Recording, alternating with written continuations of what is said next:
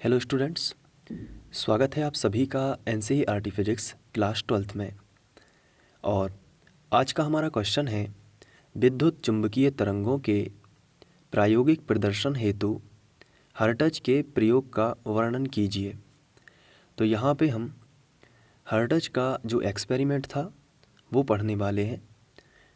असल में हर्ट्ज वही वैज्ञानिक हैं जिन्होंने विद्युत चुंबकीय तरंगों को पहली बार बनाया था। मतलब ये है कि इन्होंने एक प्रयोग किया और उस प्रयोग के माध्यम से विद्युत चुंबकीय तरंगों को इन्होंने बना दिया था।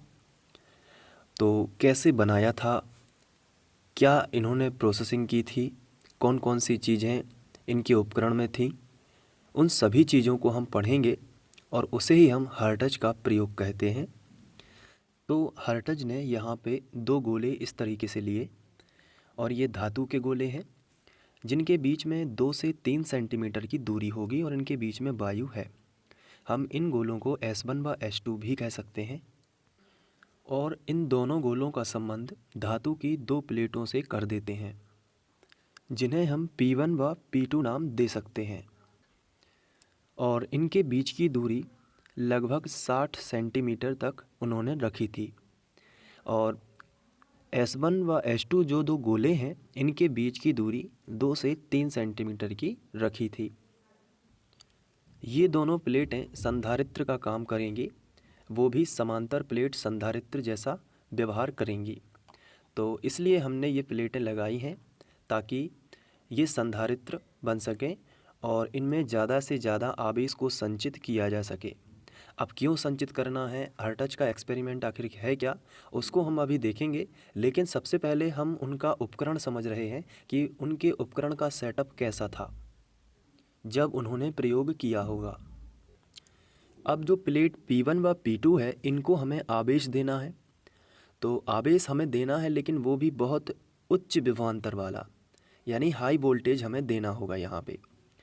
अब हाई वोल्टेज देने के लिए हमें दोनों प्लेटों का संबंध प्रेरण कुंडली से करना होगा। तो इस तरीके से हम दोनों प्लेटों को प्रेरण कुंडली से जोड़ देते हैं। प्रेरण कुंडली को जोड़ने का क्या मतलब है ये अभी आपको पता चलेगा कि किस तरीके से ये वोल्टेज को बढ़ा देता है। इसका प्रेरण कुंडली को हम करंट देते हैं किसी AC सप्लाई या DC सप्लाई से, तो हमें प्रेरण कुंडली से AC सप्लाई जोड़ देते हैं इस तरीके से। तो जैसे ही हम AC सप्लाई जोड़ते हैं तो इस कुंडली में धारा प्रवाहित होगी। तो इससे क्या होगा, हमने एक फॉर्मूला पढ़ा हुआ है स्वप्रेरकत्व में, E बराबर -L di/dt।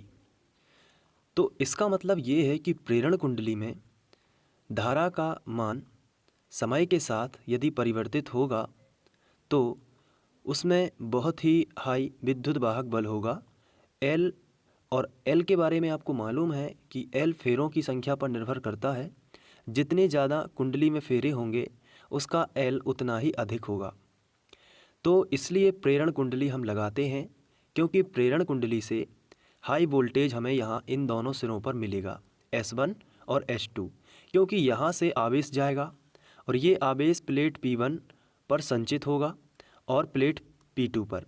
चूँकि ये यहाँ पे प्रेरण कुंडली लगी हुई है तो यहाँ पर आवेश संचित होता जाएगा और यहाँ पे आवेश संचित होते होते स्थिति ऐसी आएगी कि यहाँ पे बहुत ज़्यादा आवेश आ जाएंगे और यहाँ पर बहुत ज़्यादा आवेश आ जाएंगे।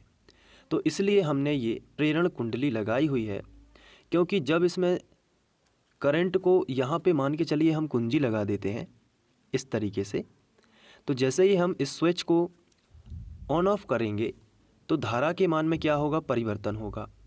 और धारा के मान में परिवर्तन होगा तो क्या उत्पन्न होगा, विद्युत वाहक बल उत्पन्न होगा। विद्युत वाहक बल उत्पन्न होगा और L किस पर डिपेंड करता है, तो आंसर है N पर। N मतलब फेरों की संख्या। तो जितनी ज़्यादा यहाँ पे फेरों की संख्या होगी तो हम यहाँ पे ज़्यादा से ज़्यादा फेरों की संख्या रखेंगे ताकि ज़्यादा से ज़्यादा विद्युत वाहक बल उत्पन्न हो सके। तो वो विद्युत वाहक बल यानी कि यहाँ पे ज़्यादा से ज़्यादा विद्युत वाहक बल उत्पन्न होगा तो यहाँ पे S1 और S2 के सिरों पर हाई वोल्टेज हो जाएगा और ये इतना अधिक विभवांतर उत्पन्न होगा जिससे S1 व H2 के बीच में उपस्थित जो वायु है वो आयनीकृत हो जाएगी।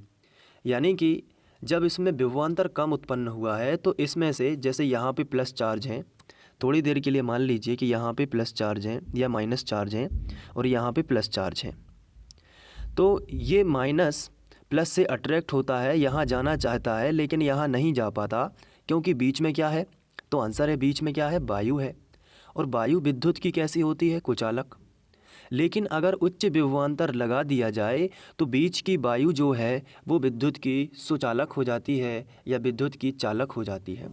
इसका मतलब ये है कि अब ये इलेक्ट्रॉन नेगेटिव चार्ज पार्टिकल बहुत ही तेज़ रफ्तार से प्लस की ओर आकर्षित होगा और इसकी जो गति होगी वो एक समान नहीं होगी बल्कि झटके के साथ यहाँ आएगा, यानी कि त्वरित गति होगी। और इलेक्ट्रॉन कैसा है, तो आंसर है इलेक्ट्रॉन एक ऋण आवेशित कण है। कैसा कण है, ऋण आवेशित कण है। तो ये जो ऋणावेशित कण है ये झटके के साथ प्लस के पास आएगा, यानी कि ये प्लस, ये जो माइनस है ये प्लस से डिस्चार्ज होगा और ऐसी स्थिति में एक लाइट उत्पन्न होगी, एक बहुत ही तेज स्पार्क बनेगा कुछ इस तरीके से। तो ये हर्ट्ज ने देखा। अब लेकिन इस स्पार्क से क्या सिद्ध हुआ, तो उन्होंने क्या किया था कि इसके सामने एक और यंत्र यहाँ पे रखा था जिसे हम संसूचक या डिटेक्टर कहते हैं, जिससे हमें पता चला था कि विद्युत चुंबकीय तरंगें जो हैं वो किस तरीके से यहाँ पे आ गई हैं। तो संसूचक कुछ इस प्रकार से इन्होंने इन दोनों गोलों S1 व H2 के सामने रखा था, जो कि इस तरीके से दिखाई देता है। तो इसमें भी उसी समय पर इस तरीके से स्पार्क उत्पन्न हुआ था, बिल्कुल उसी समय पर। तो ये जो है यही हर्ट्ज का एक्सपेरिमेंट है। लेकिन इससे हमें क्या पता चला और हर्ट्ज का जो प्रयोग है उससे हमें क्या सीख मिली, क्या हमें उससे ज्ञान प्राप्त हुआ, उसके बारे में हम देखते हैं। ये तो था उनका प्रयोग जिसके माध्यम से हमें पता चला कि अगर हाई वोल्टेज हम दो गोलों के बीच में लगाते हैं जिनकी बीच की दूरी काफ़ी कम है, लगभग 2 से 3 सेंटीमीटर, तो उसके बीच में स्पार्क उत्पन्न हो जाता है और यहाँ की वायु जो है वो आयनीकृत हो जाती है। वायु आयनीकृत कैसे होती है उसके बारे में मैं आपको थोड़ा सा बता देता हूँ।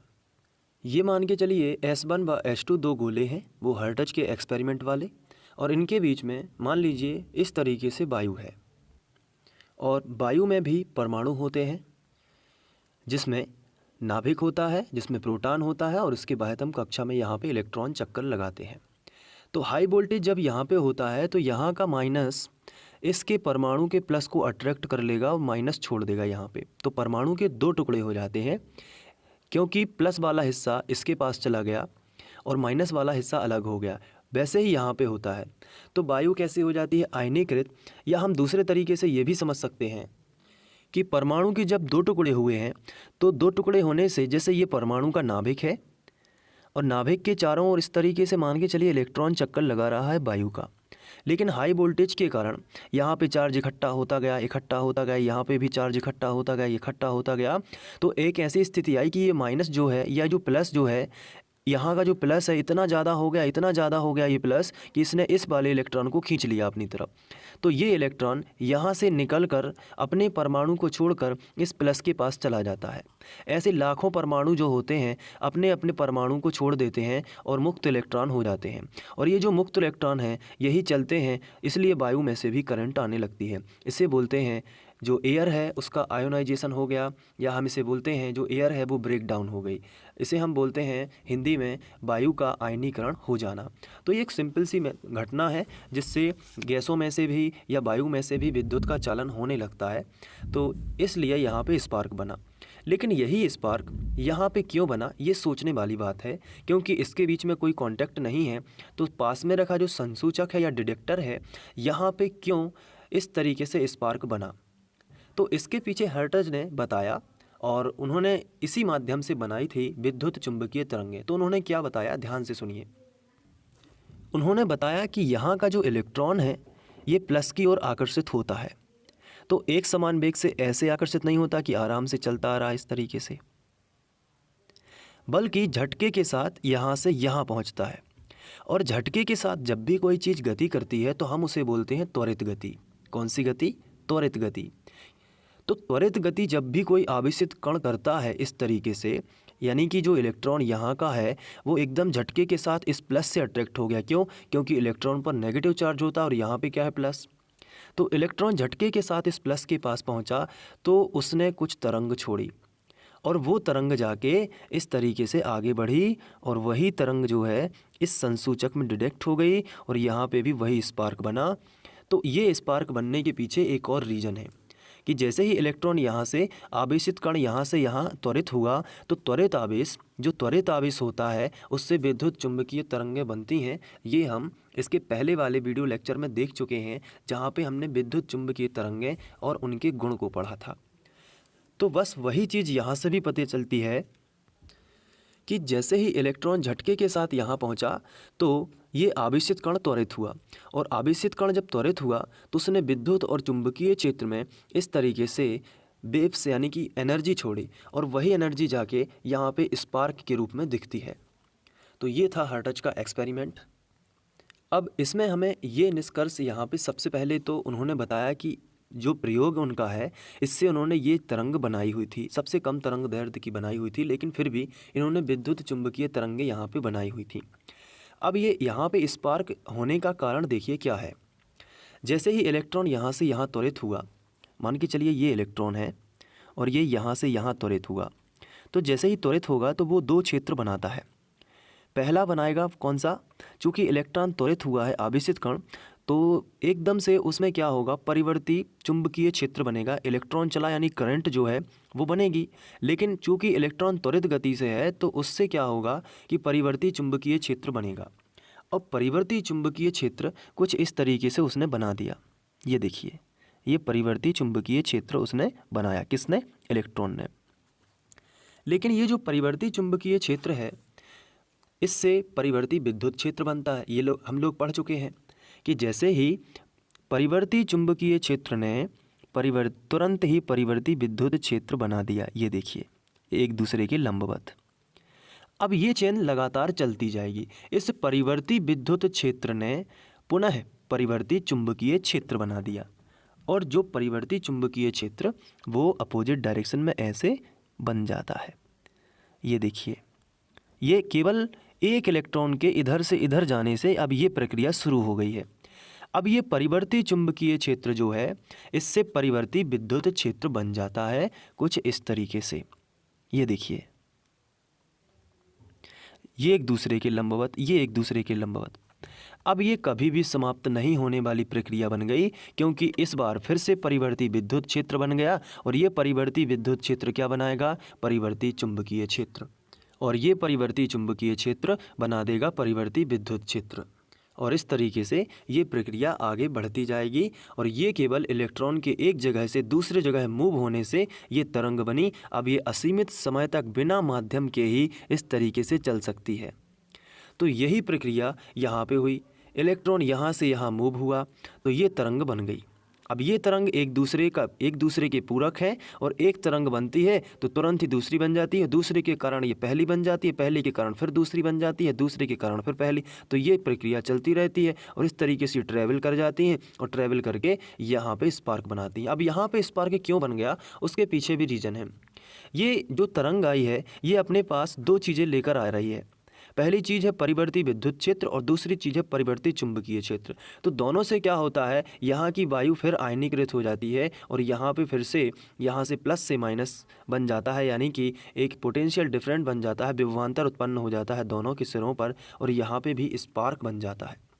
तो यूँ कहा गया कि यहाँ की जो एनर्जी है यहाँ कैसे आ गई, तो बताया गया हर्ट्ज के द्वारा कि यहाँ से इलेक्ट्रोमैग्नेटिक वेव्स यानी विद्युत चुंबकीय तरंगें ऐसे ट्रैवल करती हैं और वो ट्रैवल करके यहाँ भी विभवांतर उत्पन्न कर देती हैं, हाई वोल्टेज बना देती हैं, जिसके कारण यहाँ भी स्पार्क उसी समय पर एट दैट टाइम वहाँ पे हो जाता है।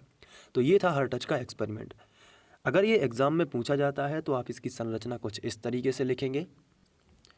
इसमें S1 व S2 दो गोले होते हैं इस तरीके से, यहाँ पे S1 और S2, जिनके मध्य लगभग 2 से 3 सेंटीमीटर की दूरी होती है।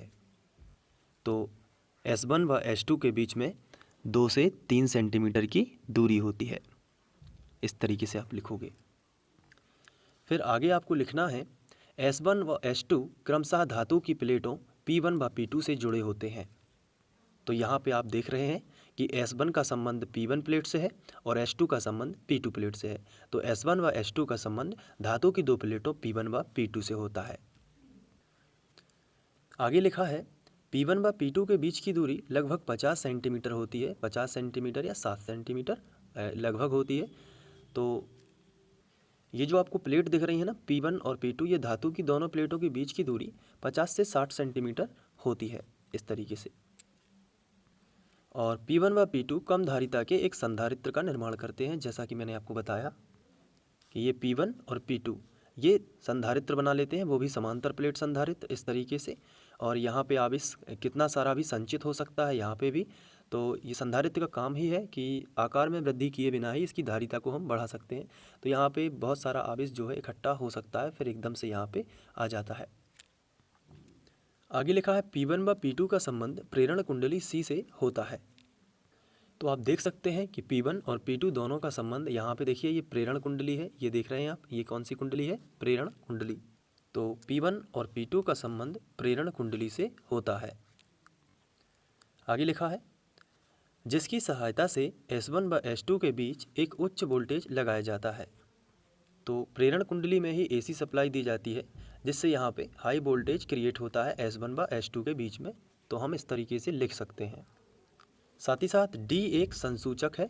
तो यहाँ पे जो ये हमने डिटेक्टर लगाया है, इसे हिंदी में संसूचक कहते हैं और इसे हम D नाम दे सकते हैं, चूँकि डिटेक्टर का D हो जाएगा। आगे लिखा है जिसके माध्यम से विद्युत चुंबकीय तरंगों का पता लगाया जाता है। इसका मतलब ये हुआ कि यहाँ पे स्पार्क उत्पन्न होगा तो ही हमें पता चला कि यहाँ से कोई चीज़ चल के आई है, जिसका नाम हम EMW यानी कि इलेक्ट्रोमैग्नेटिक वेव्स कहते हैं। तो ये संसूचक से ही यानी कि डिटेक्टर से ही हमें पता चलता है। तो इस तरीके से आप संरचना लिख सकते हैं। आप चाहें तो इसका स्क्रीनशॉट लेकर अपने नोट्स बना सकते हैं। अब हम बात करेंगे कार्यविधि की। तो कार्यविधि भी हमने समझ ली है, बस इसको एक बार मिला लेना है ताकि कोई चीज़ रह ना जाए। जब दोनों गोलों के मध्य उच्च विभवांतर लगाया जाता है, तो यहाँ पे आप देख सकते हैं कि S1 व S2 के बीच में हमने उच्च विभवांतर लगाया है इस माध्यम से, यहाँ पे देख सकते हैं। तो उनके मध्य की वायु आयनीकृत हो जाती है। तो आप यहाँ पे देख सकते हैं कि S1 व S2 के बीच की जो वायु है वो आयनीकृत हो गई है। और आयनीकरण भी हमने समझा है कि कैसे हो जाता है। तो यहाँ S1 व S2 के बीच की वायु आयनीकृत हो जाती है और विद्युत विसर्जन होने से चिंगारी निकलती है। विद्युत विसर्जन का मतलब है डिस्चार्ज होने की प्रक्रिया, यानी प्लस जो है या जो माइनस है वो प्लस की ओर यहाँ पे जाता है, जिससे डिस्चार्जिंग होने लगता है। इससे चिंगारी निकलती है, जिसे हम इंग्लिश में स्पार्क बोलते हैं, जो वास्तव में विद्युत चुंबकीय तरंगें होती हैं। अब स्पार्क निकलता है तो वास्तव में वो क्या है? विद्युत चुंबकीय तरंगें, जो कि आगे की ओर इस तरीके से ट्रैवल कर रही हैं और इनका पता संसूचक D के गोले AB से लगाया जा सकता है। तो इस हिसाब से संसूचक जो D है उसमें हम जो गोले हैं उनको A और B नाम दे सकते हैं। तो संसूचक के गोले A और B के बीच बने स्पार्क से पता लगा लेते हैं। तो इस तरीके से आप कार्यविधि जो है इसका भी स्क्रीनशॉट लेकर अपने नोट्स में लिख सकते हैं। तो ये था हार्टच का एक्सपेरिमेंट। उम्मीद है कि आपको ये अच्छे से समझ में आ गया होगा। अगर इससे संबंधित कोई भी प्रश्न है तो आप मुझे कमेंट करके बताएं। Thank you.